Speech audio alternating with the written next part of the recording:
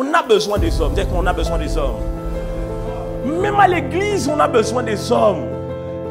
Les messieurs, même si les femmes se lèvent et qu'elles sont à la chorale, elles sont à l'intercession, elles sont à l'accueil, elles sont là où vous voulez, on a besoin des hommes dans ces endroits-là. Même si les femmes partent évangéliser, on a besoin des hommes pour évangéliser. On a besoin des hommes pour gagner des âmes à Christ. On a besoin des hommes pour rentrer dans le ministère. On a besoin des hommes pour être envoyés en mission. Nous avons encore besoin des hommes.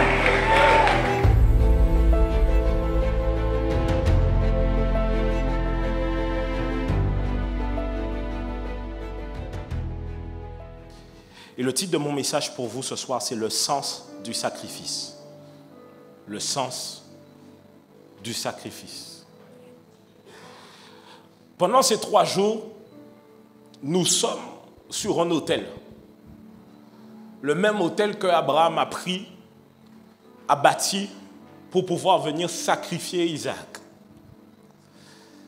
Sauf que dans cette histoire-là, c'est vous Isaac. C'est pas moi.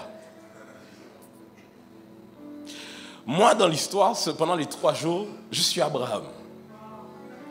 Et vous, vous êtes Isaac. L'autel est là, le bois est là, le feu est là, et vous me demandez, mais où est l'agneau? C'est vous. Et durant ces 3 jours, bien que je dis que je prends la position d'Abraham, en réalité, nous sommes tous sur l'autel durant ces 3 jours. Parce que Dieu a un message pour nous. Lorsque Dieu m'a parlé de ça, j'ai commencé à comprendre davantage de choses et je me suis rendu compte que de moins en moins, nous les hommes, nous devons nous plaindre. Parce qu'en réalité, actuellement dans le monde, tout le monde a un regard sur les hommes.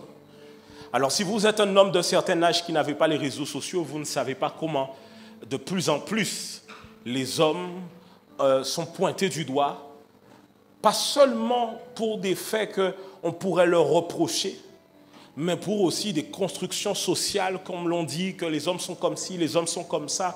Il doit y avoir une déconstruction. Vous avez déjà entendu parler de ça ou pas? Vous avez déjà entendu parler de ça ou pas? Et ça fait que des fois, en tant qu'homme, tu ne sais pas, même en tant que chrétien, comment te positionner face à cela. Et des fois, on peut se plaindre en se disant, mais pourquoi on est comme ça, autant sur le dos des hommes? Et parfois, toi, tu peux être dans tout là où on pointe du doigt. Tu peux savoir que toi et que même tes proches, vous ne vous retrouvez pas dans ce qui est dit. Mais malgré ça, tu es dedans. Et on peut se retrouver à être pointé du doigt pour beaucoup de choses. Mais j'ai fini par comprendre que lorsque l'on te tient responsable de quelque chose sur un territoire, c'est qu'on estime qu'à la tête de ce territoire, c'est toi qui y es. Vous me suivez ou pas? Lorsque, par exemple, Adam et Ève ont péché, selon le récit qui nous est raconté dans le livre de Genèse, c'est Ève qui va d'abord prendre le fruit et qui va en proposer à Adam. Mais lorsque Adam et Ève ont péché, ce n'est pas à Ève qu'on vient demander des comptes, mais c'est à Adam que l'on demande des comptes. Et malheureusement, Adam, dans sa position, au lieu de prendre la responsabilité qui lui incombe, parce que c'est à lui au final qu'on a donné l'instruction, il finit par dire, c'est la femme que tu as mise à mes côtés. Et la femme, par la suite, elle dit, c'est le serpent qui était dans le jardin. Ça veut dire que chacun d'entre nous se lance la balle pour savoir qui est le responsable. Mais ce qu'on ne comprend pas, c'est qu'on a fini par donner comme un droit à Satan de pouvoir agir sur nous. Parce que celui à qui on demande des comptes, c'est celui qui est responsable. Est-ce que vous me suivez jusqu'à là? Donc en réalité, même, messieurs, j'ai envie de vous dire quelque chose. Même quand dans le monde nous vivons, les regards sont tournés vers nous comme si nous étions la cause de toutes les souffrances qui existent. Alors, en fait, des fois, on peut regarder ça en disant, mais pourquoi? Alors qu'en réalité, nous sommes les premiers responsables. Lorsque nous irons rendre des comptes à Dieu le jour du jugement, Dieu n'ira pas demander à nos femmes en réalité pourquoi nos enfants et notre famille a été telle qu'elle a été. Dieu ira demander au chef de famille pourquoi ta femme n'a accompli que ça et pourquoi tes enfants n'ont accompli que ça. Parce que être un chef, ce n'est pas donner des ordres, c'est prendre la responsabilité. Oh yes. Les gars, en réalité, ok, on avance. Dis à ton voisin, ça va aller. Oui. Oui. Et je me suis rendu compte que la problématique que les hommes ont, parce que lorsqu'on écoute ce qui se dit dans le monde, il y a quand même un peu de... C'est même pas il y a un peu, il y a du vrai. Est-ce que les souffrances de... Par exemple, je prends un exemple. Est-ce que les souffrances, que ce soit des enfants et des femmes, sont utilisées pour des idéologies dont nous ne croyons pas? Oui, mais il y a quand même une souffrance à la base. Et lorsque, par exemple, des femmes se plaignent du comportement des hommes, là, je ne parle pas de choses répréhensibles, mais je parle juste de leur comportement dans la vie de tous les jours. On se rend compte qu'il y a une vérité qui est indéniable. C'est que même lorsqu'on éduque un homme et une femme dans nos sociétés, on sait expliquer à une femme ce qu'on attend d'elle, mais on ne sait pas expliquer à un homme ce qu'on attend de lui.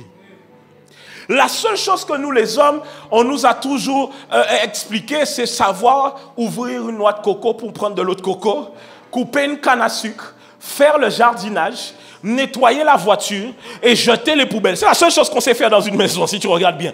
C'est la seule chose. Bon, encore les hommes entiers, vous faites à manger. C'est déjà une bonne chose, parce que il y a certains endroits dans le monde, les hommes ne rentrent pas dans la cuisine. Mais si vous observez, en dehors même de tout ça, il y a beaucoup de choses que l'on n'enseigne pas à nos garçons.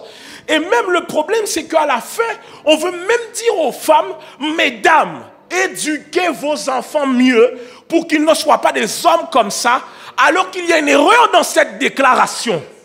Parce qu'il y a certaines responsabilités dans l'éducation d'un homme qui ne sont pas de la responsabilité des femmes, mais de la responsabilité des hommes.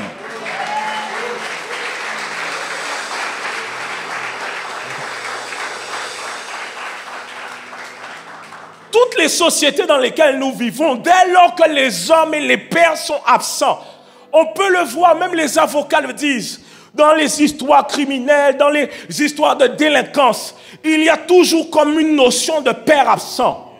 Les amis, même regardez en ce qui concerne la conversion à Christ. Une mère donne sa vie à Christ, quelques membres viennent à l'église. Un père donne sa vie à Christ, toute la famille vient à l'église. Vous voulez que j'avance encore un peu? Même en ce qui concerne les grandes causes de ce monde, les grands problèmes de ce monde, leur grand changement ne vient... Je suis désolé de vous le dire, I'm sorry. Je ne sais pas si je peux y aller. Non, je sens que... Non. Non, mais s'il y a des retours de flammes, ça va moi ou pas? Ça, c'était... Bah, dis-moi oui, et puis après, ça sera caché. Même les grandes causes de ce monde, si vous observez bien, si les hommes ne sont pas là, ça ne change pas. Ça ne change pas. Tu peux vouloir dire que la vie est trop chère.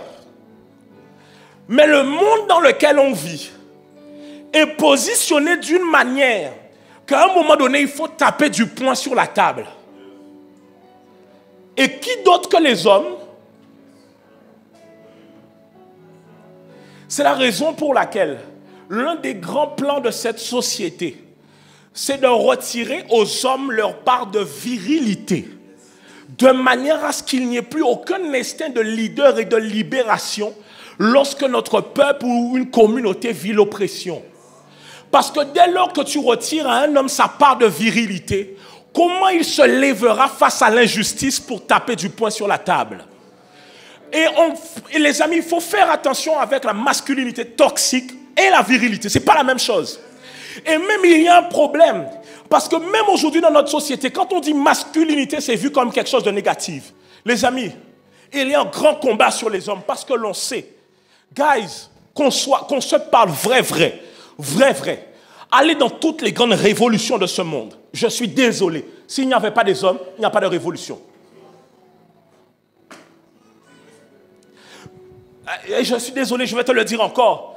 Même on arrive dans un monde où on a une façon de penser que croire qu'on n'a pas besoin des hommes. Mais tout ce que l'on a, toutes les infrastructures, tous les bâtiments, toutes les routes, qui étaient là pour pouvoir les faire? Et même lorsqu'on remet en question la virilité d'un homme, je suis désolé, mais comment remettre en question la virilité d'un homme quand cette même virilité est utilisée dans les forces des armées pour défendre une population? Si les mêmes forces armées sont dénuées de toute virilité, comment vont-elles défendre les populations que nous avons? Le problème n'est pas ta virilité. Le problème, c'est l'utilisation que tu en fais. Parce qu'un homme n'est pas constitué, et on doit se regarder dans les yeux et être d'accord avec ça. Un homme n'est pas constitué comme une femme.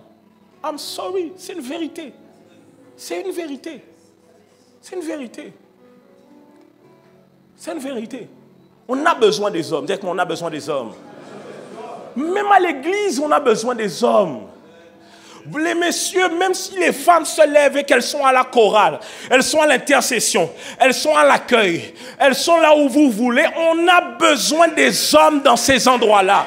Même si les femmes partent évangéliser, on a besoin des hommes pour évangéliser. On a besoin des hommes pour gagner des âmes à Christ. On a besoin des hommes pour rentrer dans le ministère. On a besoin des hommes pour être envoyés en mission. Nous avons encore besoin des hommes. Oui. Oui. Oui. Oui. Monsieur, nous avons besoin des hommes. Si tous les hommes du monde deviennent les méchants de l'histoire, mais le monde est fini. Mais qui va nous... Non, soyons clairs, qui peut nous... Non, vous réfléchissez pas des fois 2 secondes. Quand on veut vous faire croire que tous les hommes sont mauvais, mais si tous les hommes de l'histoire deviennent mauvais, qui peut... Dites-moi vrai, qui va résister? Si nous tous, nous avons un consensus à 100%, l'unanimité, nous devenons les mauvais de l'humanité. Là, mais la terre est déjà foutue depuis longtemps. Mais la terre est déjà foutue depuis longtemps. Oui. En fait, vous ne vous rendez... Mais le problème, c'est quoi? C'est que le diable, au travers du péché, insuffle à l'intérieur de l'homme un comportement et une mentalité qui est à l'encontre de la parole de Dieu. Regardez. L'homme perd son sens de responsabilité. Parce que, observez bien, c'est qui a mangé le fruit avant? La femme. Mais c'est qui en a porté la responsabilité? C'est l'homme. Et même quand il fallait envoyer quelqu'un pour se sacrifier pour l'humanité, ce n'est pas une femme qu'on a envoyée. Ok, vous allez comprendre. Parce que même lorsque tout a été rétabli, c'est d'abord aussi passé par une femme. Mais là où le sacrifice devait s'opérer, la femme est porteuse du sacrifice. Mais l'homme est celui qui doit sacrifier. Et c'est ce qu'on va voir dans la parole de Dieu. Est-ce que vous êtes prêts? On peut entrer dans la parole. Allons dans Josué chapitre 1, verset 5 à 12. Josué chapitre 5, verset 1 à 12. Josué 5, 1 à 12. On peut lire ensemble, tous ensemble. Lorsque tous les rois amoréens à l'occident du Jourdain et tous les rois des Cananéens près de la mer apprirent que l'Éternel avait mis à sec les eaux du... Allons-y, on lit ensemble. Devant les... Jusqu'à ce que nous eussions passé, ils perdirent courage et furent consternés à l'aspect... Avec moi, l'aspect... Que Dieu change ton aspect en cette année. Ensuite, il dit quoi? Fais-toi des couteaux de pierre et circoncis une seconde fois. Oh yes. Ensuite, Josué... Oui. Daralot. Ensuite, voici la raison. Tout le peuple sorti, tous les hommes de guerre étaient morts pendant et après leur sortie d'Égypte. Verset suivant, il dit, tout ce peuple sorti d'Égypte était circoncis. C'est-à-dire que ceux qui étaient sortis d'Égypte étaient déjà circoncis. Mais il dit, mais tout le peuple né dans le désert pendant la route après la sortie d'Égypte n'avait point été... Wow. Tout ce peuple sorti d'Égypte, ok, car les enfants d'Israël avaient marché 40 ans dans le désert jusqu'à la destruction de toute la nation des hommes de guerre qui étaient sortis d'Égypte et qui n'avaient point écouté la voix de l'Éternel. On y va. L'Éternel leur jura de ne pas leur faire voir le pays qu'il avait juré à leur père de nous donner, pays... On peut lire ensemble, on y va. Ce sont leurs enfants qu'il établit à leur place. Et Josué, car ils étaient... Parce qu'on ne les avait point pendant, verset suivant. Lorsque l'on eut achevé de circoncire toute la nation, ils restèrent à leur place dans le camp jusqu'à leur guérison. L'Éternel dit à Josué, aujourd'hui j'ai roulé de dessus de vous l'opprobre de l'Égypte, et ce lieu fut appelé au nom de... Jusqu'à ce jour. Oui. Les enfants d'Israël campèrent à Gilgal et ils célébrèrent la Pâque le 14e jour du mois sur le soir dans les plaines de Jéricho. Oui. Ils mangèrent du blé du pays. Le lendemain de la Pâque, des pains sans levain et du grain rôti. Ils en mangèrent ce même jour. La manne cessa le lendemain de la Pâque quand ils mangèrent du blé du pays. Les enfants d'Israël n'eurent plus de manne et ils mangèrent des produits au pays de Canaan cette année-là. Oui. La manne cessa le lendemain de la Pâque quand ils mangèrent du blé. Oui. Les enfants d'Israël n'eurent plus de manne, ils mangèrent des produits du pays de quoi? Les amis, ici, là, cette histoire nous relate le fait que Josué vient, Dieu parle à Josué, Dieu dit à Josué de faire pause à un moment donné pour lui dire que c'est le temps que tu puisses venir circoncire tous les mâles d'Israël. Alors si on se remet dans cette histoire, c'est quand même quelque chose d'assez quand même particulier. Parce qu'ici, il n'y a pas de chirurgien d'anesthésie générale. Cela veut dire qu'il n'y a pas... En fait, non, remets-moi bien le verset pour qu'il puisse voir. 5.2. Il dit en ce temps-là, il dit, fais-toi des couteaux de pierre. Ce qui veut dire que la pierre, là, n'est pas encore taillée. On va fraîchement la tailler aujourd'hui parce que c'est avec elle qu'on va venir saisir ton prépuce. Oh yes. Imaginez la queue qui devait se faire. Chaque grand gaillard bien musclé, on t'amène, on te fait poser ça sur un rocher. 2 gars en même temps te tiennent. Et Josué arrive. Il dit, soulève-moi ça. Et toi, tu dois arriver avec beaucoup de courage. Poser la chose ici. Parce que tu ne peux pas tenir toi-même parce que tu n'as pas supporté la douleur. Donc, on doit tenir pour toi. Oui. Donc, tu n'as pas compris. Il n'y a pas l'anesthésie. On doit chercher les hommes les plus baraqués de la sécurité de l'église. T'amener, te tenir bien comme il faut. Bien, un qui te tient derrière, un qui te tient à gauche, un qui te tient à droite. Et puis on lève ça. Pendant que on lève ça, tu entends le swing, le couteau qui est en train d'être bien préparé spécialement pour toi. On tient ça bien comme il faut. Et on ne te donne aucun moment. Et la Bible ne nous précise pas si ça a été fait d'un coup sec ou en continuité. Oh yes. Il n'y a pas de précision ici. Il n'y avait aucun chirurgien pour mettre les points de suture là à ce moment-là, ça, mon gars. Si ça coule, ça coule. C'est en sang, c'est en sang. Nous tous en souffrons. En plus, la Bible dit que quand ils quittent, ils sont 600 000.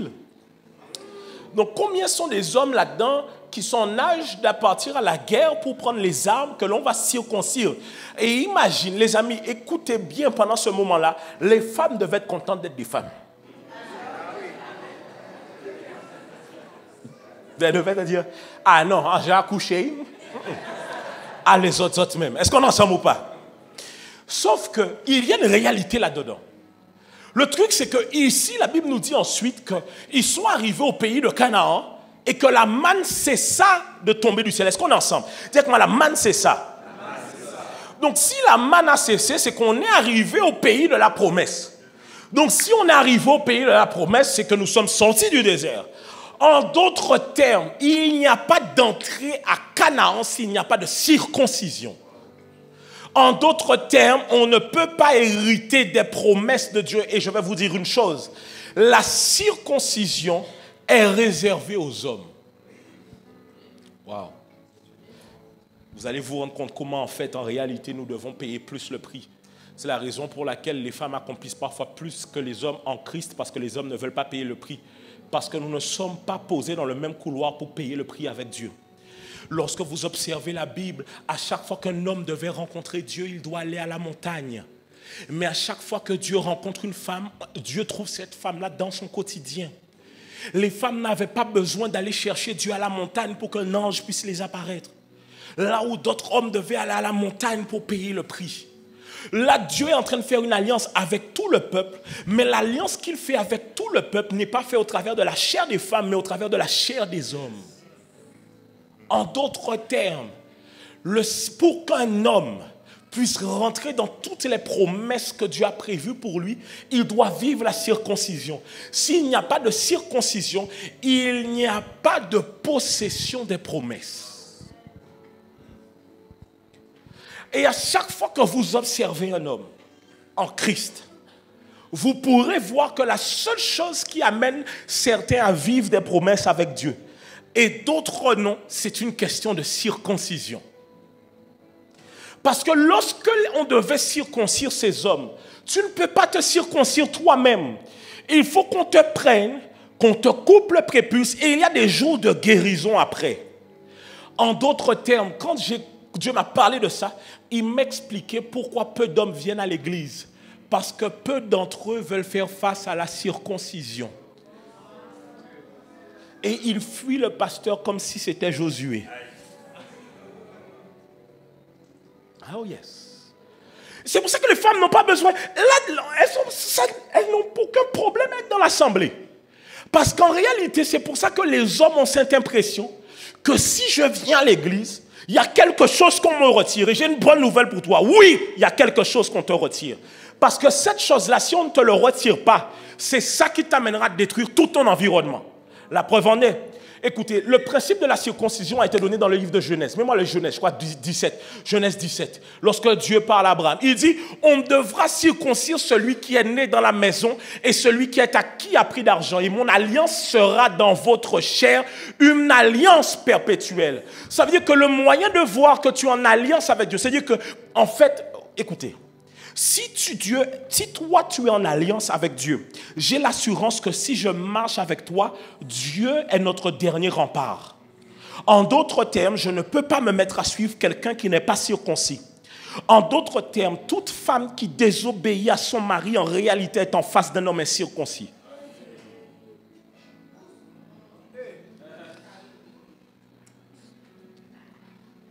Parce que pour qu'une femme te suive, il faut qu'elle sente la sécurité. Mais la sécurité, ce n'est pas l'argent. La sécurité, ce n'est pas tes muscles. La sécurité, ce n'est pas tout ça. La sécurité, c'est le Dieu qui marche avec toi dans cette vie.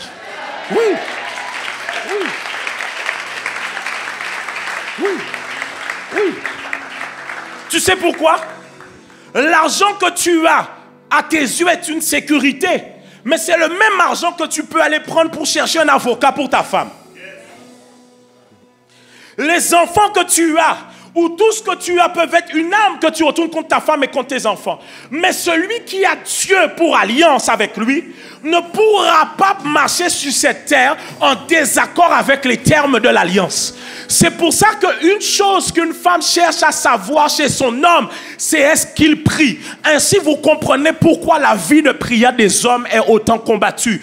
Parce qu'un homme qui prie est un homme en alliance. Un homme en alliance est une famille qui est sécurisée et qui est garantie. Oui, oui.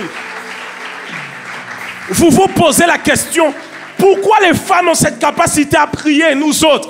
Parce que nous, ça nous demande d'être circoncis. Aïe, aïe, aïe, aïe, aïe, aïe.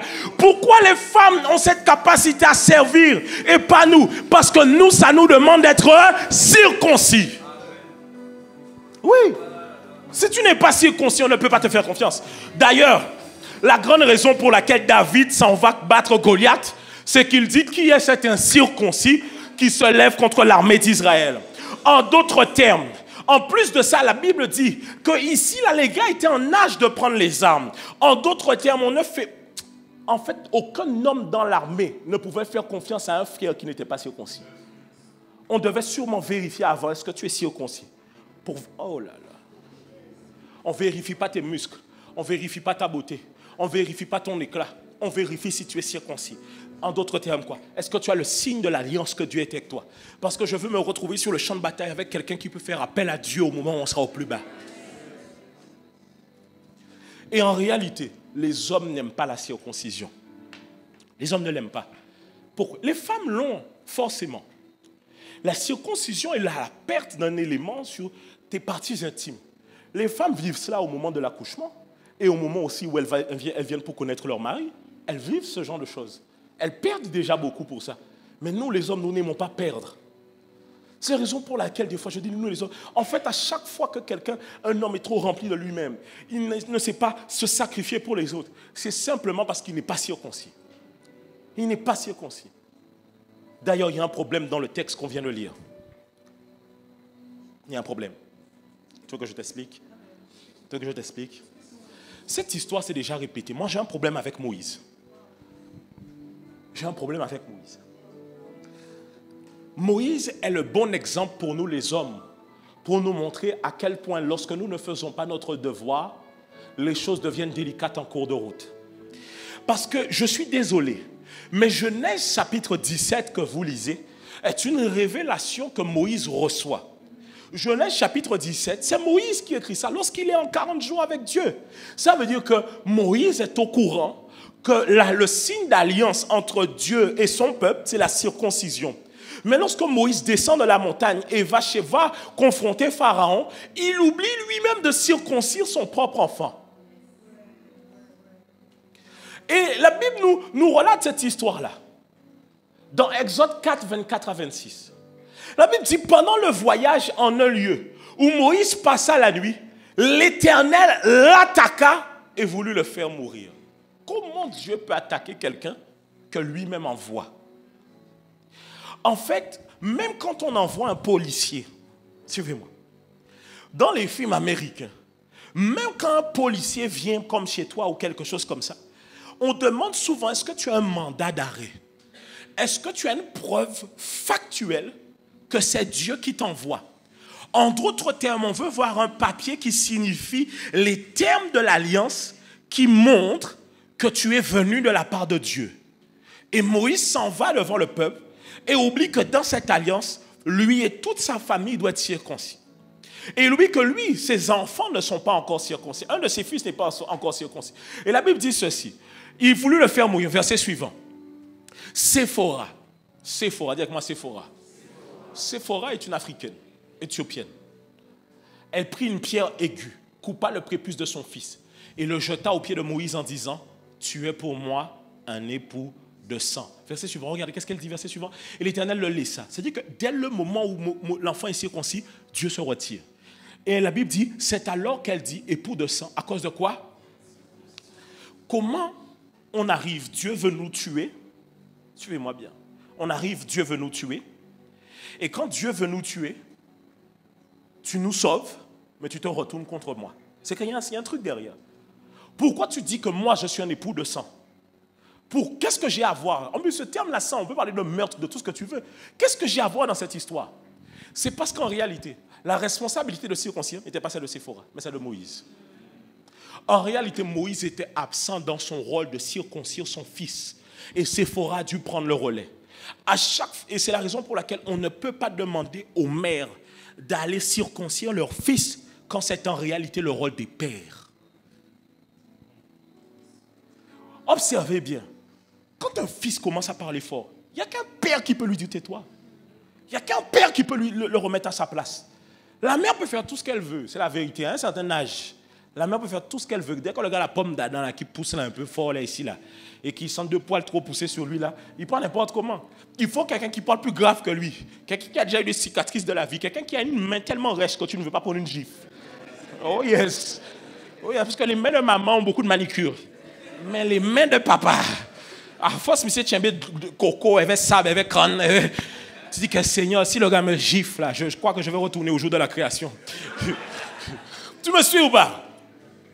En d'autres termes, cette responsabilité de circoncire, elle incombe aux hommes.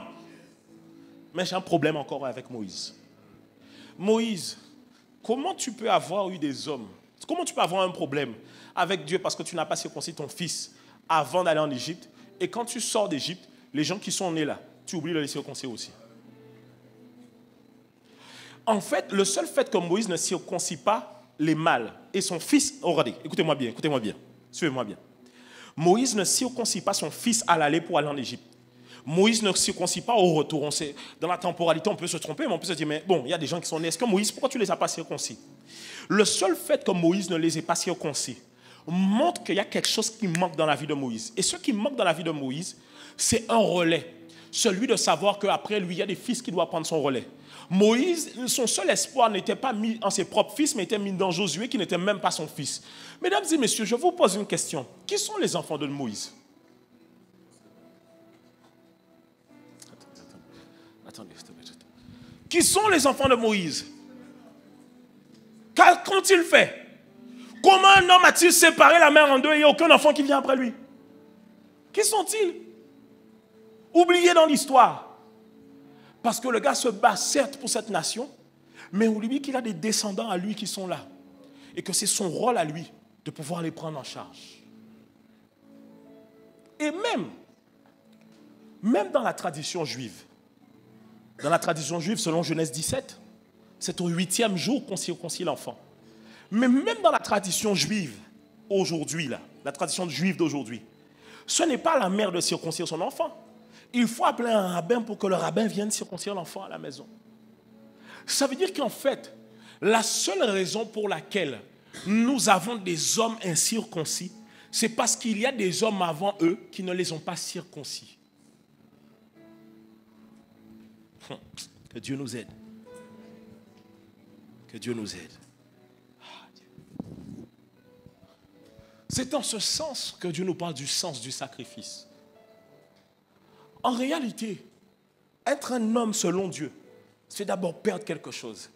C'est pour ça qu'il dit dans le livre d'Éphésiens, Marie, aimez vos femmes comme Christ a aimé l'Église. Et regardez qu'est-ce qu'il dit?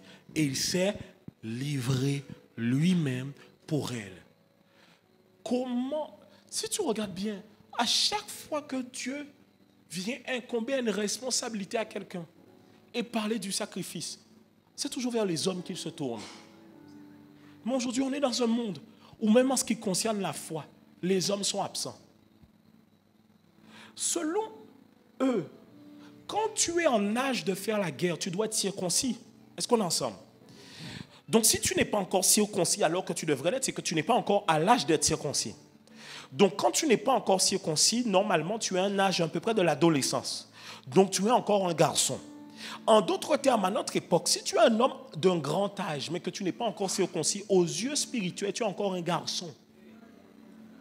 Tu es encore un garçon. Oui. Oui. Tu dois jeûner.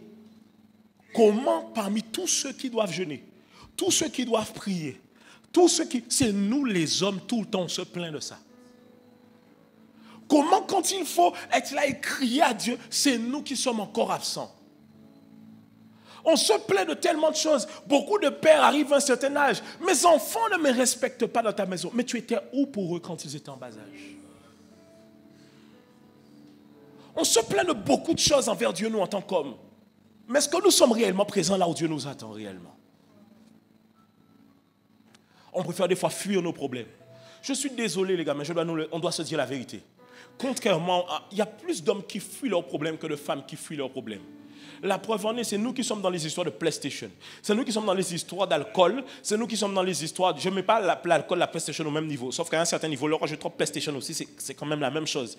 Mais c'est nous, on fuit. On va chercher un exutoire dans la PlayStation. On va chercher un exutoire dans l'alcool. On cherche un exutoire dans la drogue, dans les femmes. On fuit à chaque fois nos responsabilités. Et même lorsqu'on doit maintenant nous asseoir, observez. Les femmes ont la capacité... Non, il faut que je vous parle. Les femmes arrivent à s'asseoir et à faire des brunchs, à pouvoir s'asseoir pour parler des choses qui les concernent. Les femmes arrivent à se dire, il faut qu'on ait des thématiques pour nous, pour qu'on puisse parler, mais observez bien les hommes de votre famille. Ils n'ont aucun sujet sérieux des fois qu'ils abordent en ce qui concerne leur foyer. Tu sais que ton propre cousin ou frère est au bord du divorce. On n'en parle jamais. On fait comme si de rien n'était. On boit un petit feu, on joue au domino, on mange riz haricots rouges et puis un fricassé de coq et puis on rentre à la maison sans jamais avoir abordé le sujet. Là où ton épouse a déjà parlé de ça avec ses soeurs, avec ses cousines, essayer de trouver des solutions, essayer de faire les thérapies. Mais nous, qu'est-ce qu'on fait? On reste en dehors de ça à chaque fois. Même lorsqu'on doit parler de sujets concrets, on ne peut pas en parler. On n'a pas le cran pour ça. Et en réalité, ça démontre un manque de courage. Parce que le courage se voit sur les sujets délicats qu'on est capable d'ouvrir. Là où on est capable d'ouvrir notre cœur et là où ça montre réellement notre vulnérabilité. Parce qu'on sait que si on ne règle pas ce genre de situation, ça risque d'éclater au visage de notre propre famille. On est capable de s'asseoir, boire, manger, jouer au domino, jouer à la belote. Et nous, tous sur la table, on a des problèmes. Quand nos foyers sont au bord du divorce, pourquoi c'est madame qui trouve une thérapie de couple? C'est qui le chef? Donc être le chef, c'est pas trouver des solutions. Je dis être le chef, c'est pas trouver des solutions. Pourquoi lorsqu'on est au bord du divorce, c'est madame qui rencontre le pasteur? Donc être le chef, c'est pas trouver des solutions. Être le chef, c'est pas soi-même prendre ses responsabilités. C'est ça. C'est ça. C'est ça. Les amis, vous voulez que je vous dise une vérité? Vous voulez que je vous dise une vérité? Bon, moi, je n'ai pas vu dans le texte que Dieu a reproché quelque chose à Ève.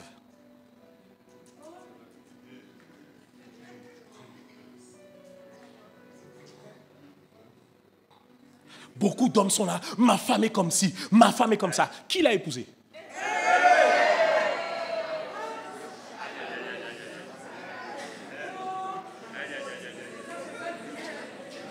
Pardon, j'ai une question. Attendez, j'ai une question. Qui l'a épousée? C'est nous qui l'avons draguée? C'est nous qui sommes allés la chercher, c'est ses parents? Non. Alors prends tes responsabilités. C'est Madame Mou, Madame Mou. Oui, je te le dis même en créole martiniquais, Madame Mou. Oh, ma femme, elle est comme ci. Ma femme, elle est comme ça. Mais c'est toi qui as été la draguée?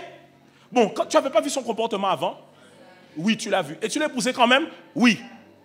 Comment tu fais pour faire des reproches à ta femme sur des comportements qu'elle t'avait déjà montrés? Tu savais que c'était son talon d'Achille et qu'elle devait travailler dessus. En d'autres termes, tu es en train de nous dire que tu démissionnes de ta responsabilité de coach.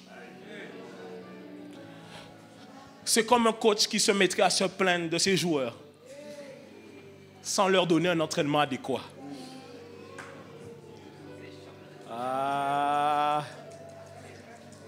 Tout coach qui se plaint de son équipe sans jamais l'amener. Écoutez, toute équipe qui perd, on ne change pas les joueurs forcément, mais on change le coach, le sélectionneur. Oh yes. Oh yes. Oh yes. Je peux y aller. Tu me soutiens, Jimmy, tu me soutiens. Il y a des hommes qui ont des femmes pires que la tienne, mais qui ont fait d'elles des meilleures femmes que la tienne. Oui. Oui. Oui. Oui. Mais en plus, les hommes se plaignent de choses que les femmes font, mais qu'elles font parce qu'elles sont des femmes. Tu n'as pas compris. Tu te plains qu'elle parle beaucoup, mais c'est une femme. Toutes les femmes ne parlent pas beaucoup, mais la majorité d'entre elles parlent. Oui, non, c'est une vérité, il n'y a pas à faire considérer ça.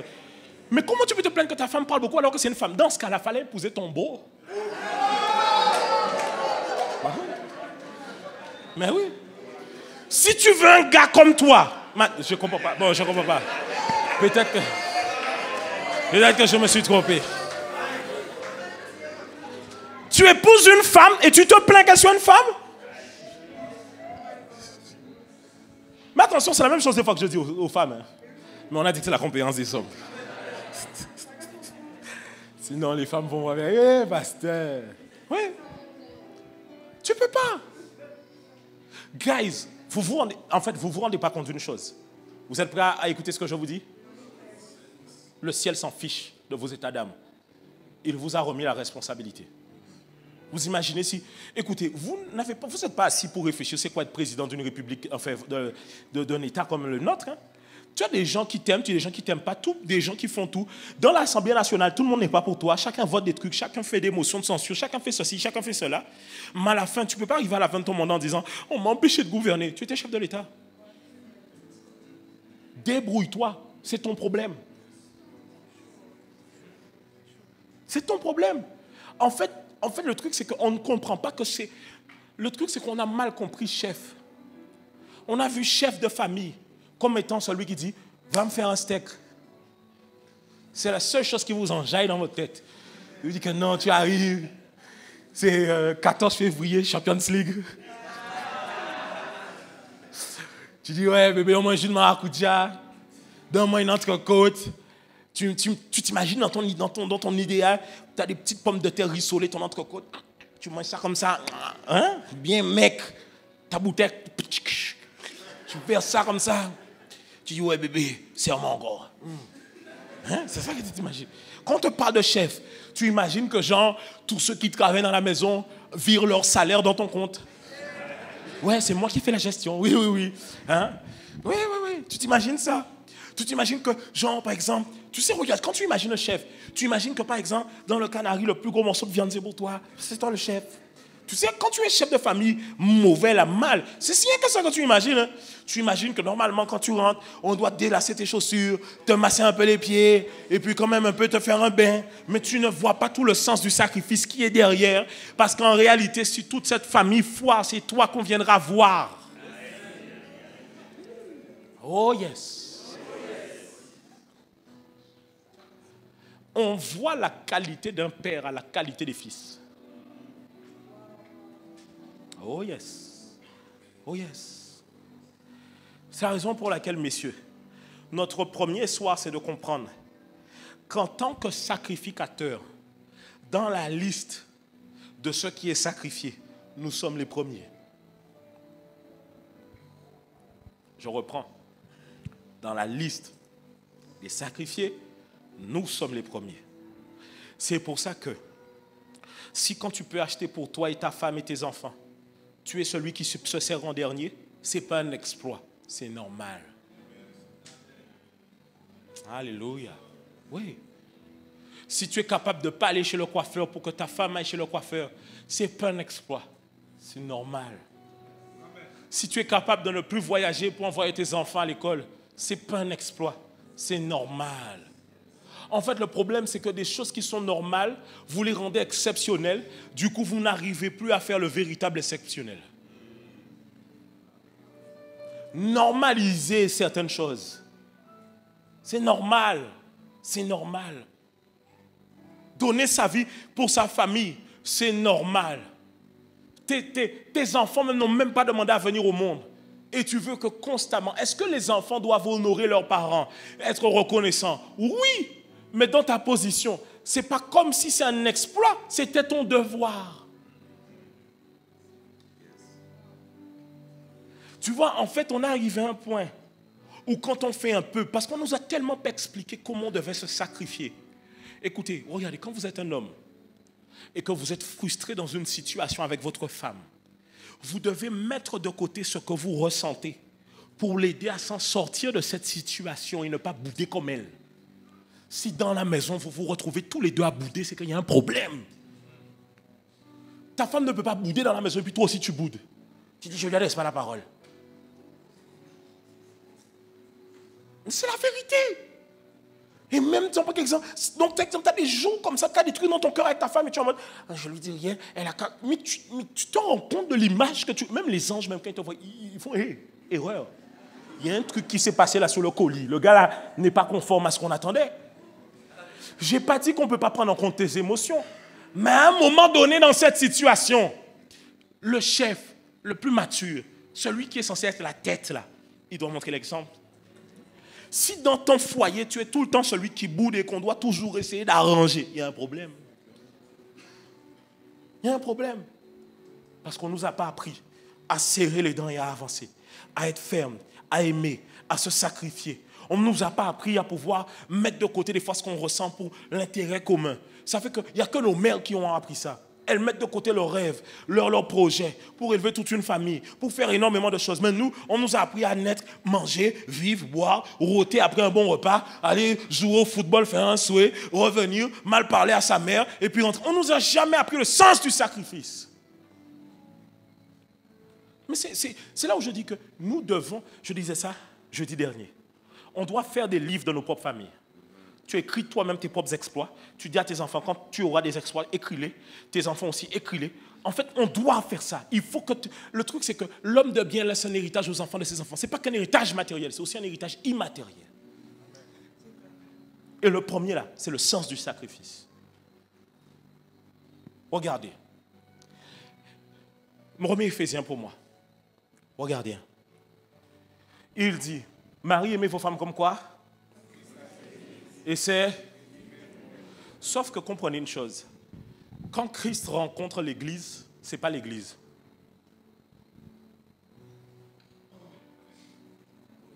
Ouais. Quand Christ rencontre l'Église, spirituellement, elle peut être considérée même comme une prostituée. Parce qu'elle vient des dieux étrangers. En d'autres termes, Christ s'est sacrifié pour sa promise alors qu'elle n'était même pas dans l'état qu'elle devait être normalement. Le truc, c'est que quand le texte dit Christ s'est livré pour l'Église, toi, tu vois déjà l'Église, genre les gens qui sont bien. Non. Il faut voir qu'en fait, en d'autres termes, il est en train de dire Christ est mort pour que l'Église puisse venir à la vie. En d'autres termes, si le mari ne meurt pas, sa femme ne vit pas, ses enfants ne vivent pas. S'il n'y a pas la mort du mari, il n'y a pas la vie de la famille.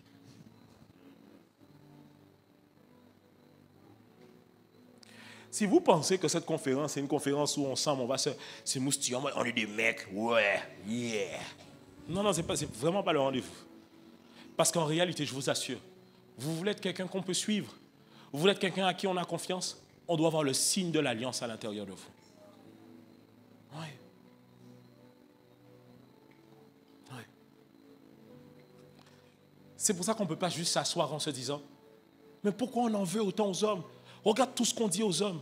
Au lieu de faire ça, on doit se dire comment nous, hommes, qui avons conscience que nous devons montrer un autre symbole, nous pouvons amener le changement dans l'environnement là où nous sommes. C'est ça. Et qui que tu sois, peu importe l'âge que tu as, ce n'est pas une question d'avoir 40 ans. Là où tu es, le Seigneur t'attend. On a besoin des hommes. Les amis, l'Église a besoin des hommes. Nous-mêmes, Renaissance, nous avons besoin des hommes. Il y a des trucs que tu ne fais pas s'il n'y a pas d'hommes. C'est la vérité, tu ne fais pas s'il n'y a pas d'hommes. D'ailleurs, il y a beaucoup de sœurs qui ne viennent pas dans les églises quand il n'y a pas beaucoup d'hommes. Ce n'est pas une vérité. On a besoin des hommes. Je sens qu'à l'étage, il y a quelqu'un qui s'enjaille sur ça. Là. Dis à ton voisin, on doit te circoncire. Oh yes! Il y a des frères qui ont fait une tête tellement bizarre. T'imagines quelqu'un, on doit te circoncire. Oh frère, quand même. On peut finir. On va clôturer avec un verset. Romains 2, 29. Romains 2, 29. Regardez ce qu'il dit, Romains 2, 29. Mets-moi Romains 2, 29. Quand tu remontes, ouais. Il dit, on peut lire ensemble, 1, 2, 3.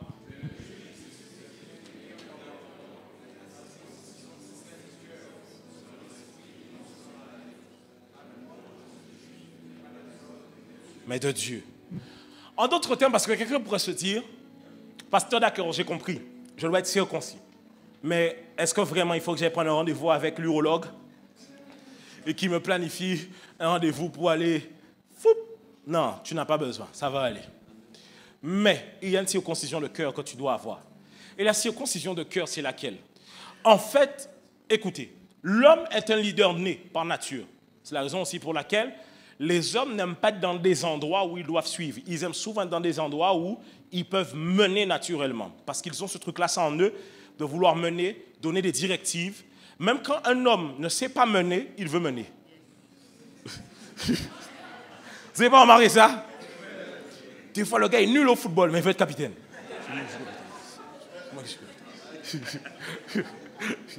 Tout le monde le regarde comme ça, on va dire, non. Des fois, celui qui est le plus nul au TD, quand tu es à la fac ou je ne sais pas quoi, c'est lui qui veut être le responsable du groupe, tu vois.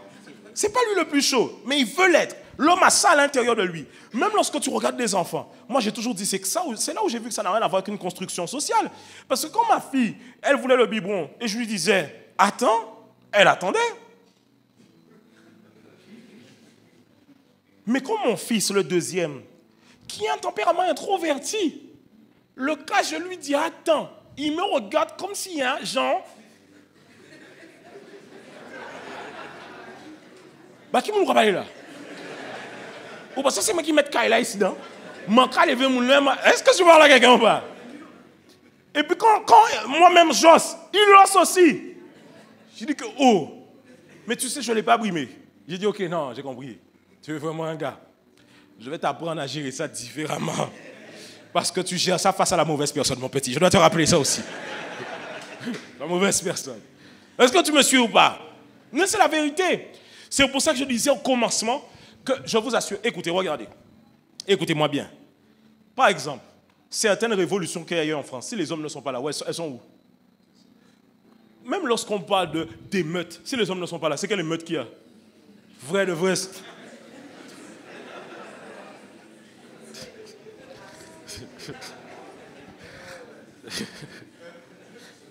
Non, mais disons-nous la vérité. Si les hommes... Qui voit-il pour lever? Bien sûr que derrière les gars cagoulés qui renversent la voiture, c'est des hommes qui sont derrière. Non, vous n'essayez pas de me dire, oui, non, mais il y a des femmes. Non, ça c'est des exceptions, ok? Tout le monde n'est pas Jeanne d'Arc. Donc, ce que je disais, c'est que... non, mais attendez. Et puis, le monde dans lequel on est, écoutez-moi bien. Le monde dans lequel on est, écoutez-moi bien, est fait de manière à ce qu'on t'impose tout un processus pour faire entendre ta voix. Donc, tu peux te dire que je n'ai pas besoin de ça pour faire entendre ma voix. Mais quand tu le fais, tu vois que ça traîne de plus en plus. Donc, ce qui a amené les trucs à s'accélérer souvent, c'est quand les populations concernées ont tapé du poing sur la table, mais on ne peut pas taper du poing sur la table s'il n'y a pas de gars qui sont là. C'est aussi simple que ça. On ne peut pas. Donc, s'il y a une révolution, c'est nos femmes qu'on envoie. Mais je te dis une réalité. Quand on t'a donné à bouffer du contenu pour te dire qu'être un homme viril, c'est pas bien, c'est machin. Demain, là, s'il y a un problème, tu fais quoi? Tu fais rien. Tu dis, oh non, tu fais rien. Il n'y a rien que tu fais. Il n'y a rien que tu fais. Et donc, je reviens. Dans le sens que tu vois qu'il y a une différence. Il y a quelque chose de différent. Il y a quelque chose de différent. On a besoin des hommes. Ils sont comme une clé de voûte.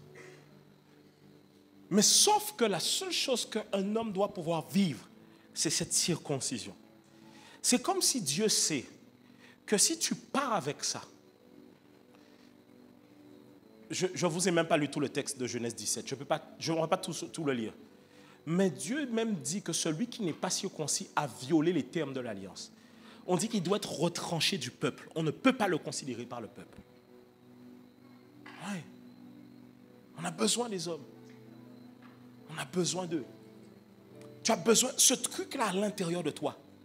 Et c'est pour ça que je disais que tout homme est un leader. Il a ça à l'intérieur de lui. Il a ça.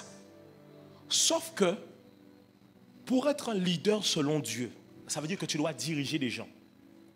Dieu ne peut pas te faire confiance s'il n'est pas sûr de t'avoir vu perdre quelque chose en cours de route. C'est la raison pour laquelle même les hommes ont besoin de restauration. Parce qu'il dit qu'après la circoncision, il y a 20 ans de guérison. Ainsi, même les hommes ont besoin. C'est pour ça que tout homme qui arrive et qui a donné sa vie à Christ, sincèrement, va comprendre ce que je décris là. Le sentiment que tu as tout perdu et que, genre, tu n'es plus un homme. Ah, c'est vrai ou pas, les gars?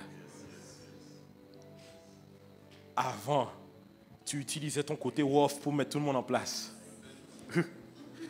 Maintenant, Christ, c'est terminé. Donc, quand on t'insulte, toi et toute ta généalogie, tu coupes le prépuce. Tu dis, allez hop, on n'a plus besoin de ça. Non, il n'y a rien, c'est pas grave, j'irai moi. Tu arrives, tu as des idées. Tu peux arriver à l'église avec toute ballon. Et moi, le pasteur, je te montre que, frère, range-toi, suis bien le processus. En fait, tu sens que, mais j'ai l'impression de perdre. J'ai l'impression que, tu as le sentiment, j'ai l'impression qu'on m'enlève quelque chose. Mais en réalité, tout homme, lorsqu'il donne sa vie à Christ, il a l'avant-circoncision, la circoncision, la guérison et l'après-circoncision. Ainsi, rendez-vous compte. Tout homme de Dieu que vous voyez qui arrive à galvaniser des gens autour de lui, c'est quelqu'un qui a vécu la circoncision. Il est obligé d'avoir perdu quelque chose en cours de route.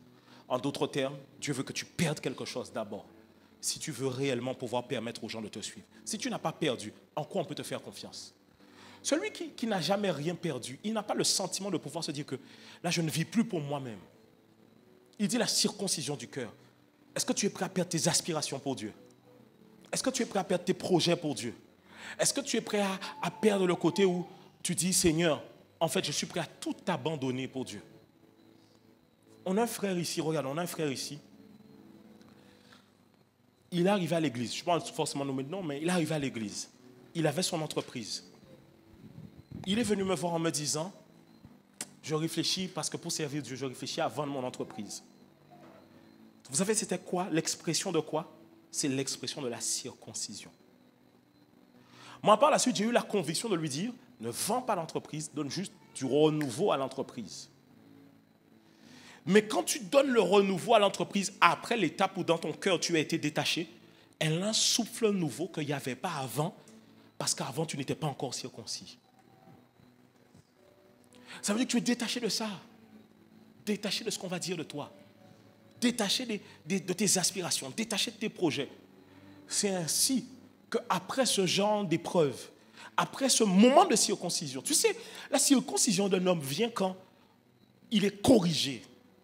Quand on lui dit non, une sœur à l'église, c'est facile de lui dire, tu as mal fait, tu la corriges, et elle reste. Mais un homme, en général, la plupart, le jour où ils sont corrigés, c'est le jour où ils partent. Parce qu'ils se disent, comment on a pu?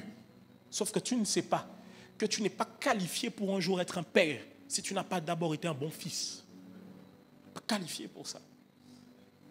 On dit que celui qui veut être un bon leader doit avoir été d'abord un bon suiveur.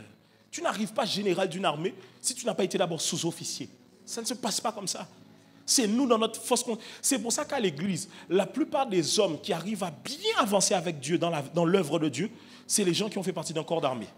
Les militaires, les pompiers. Les gens comme ça, ils ont cette capacité parce que pourquoi? L'armée a déjà circoncis quelque chose en eux.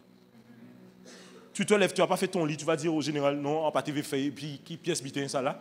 C'est fini. On t'a mis dans un environnement où c'est bon. On t'a donné la forme qu'il fallait pour rentrer dans ce que tu devais faire. Alors si tu veux rentrer dans ton appel, est-ce qu'il y a un homme qui croit qu'il a appelé ce soir? Vrai. Est-ce que tu crois que tu appelles? Lève la main. Si tu n'es pas capable de lever la main, même juste devant nous, à pas appel ou que répondre. Lève bien la main si tu penses que tu es véritablement appelé. Et je crois que beaucoup sont appelés. La Bible dit, many are called, but few are chosen. Beaucoup sont appelés. Ça veut dire que la majorité d'entre vous, messieurs, je vous dis vrai. Vous voulez que je vous dise la vérité? La majorité d'entre vous, normalement, vous devriez déjà peut-être être pasteur. Oui. Ce n'est pas moi qui le dis, c'est la parole. Il dit, beaucoup sont appelés, mais peu d'élus. Mais c'est quoi le problème? La circoncision. Comment on peut te faire confiance si on n'a pas le signe que tu as déjà perdu quelque chose? Père. Et ainsi, tu vaincras. C'était mon message pour vous. Est-ce qu'on peut acclamer le Seigneur Jésus?